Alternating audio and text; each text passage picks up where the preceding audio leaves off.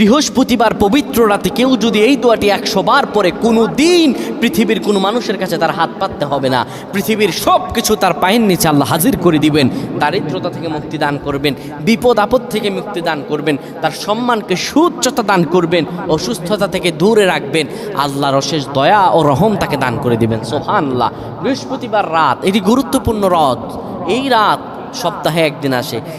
আরবিতে রাত আগে আসে, দিন পরে আসে। সুতরাং বৃহস্পতিবারের যে দিন গিয়ে রাত, এটি বৃহস্পতিবার রাত নয়, এটি শুক্রবারের রাত, এটি জুমাবারের রাত, এটি দোয়া কবুলের রাত, আল্লাহর কাছাকাছি হওয়ার রাত। সুবহানাল্লাহ। এই বৃহস্পতিবার রাত আল্লাহ তাআলা বান্দার দোয়া কবুল করেন। কেউ যদি বৃহস্পতিবার রাতে ঈশা নামাজের পরে পবিত্র হয়ে ইয়া হাইয়ু ইয়া হাইয়ু ইয়া হাইয়ু ইয়া রফিয়ু ইয়া রফিয়ু ইয়া রফিয়ু এই দোয়াগুলো পড়তে পারে 100 বার, আল্লাহ রাব্বুল আলামিন তার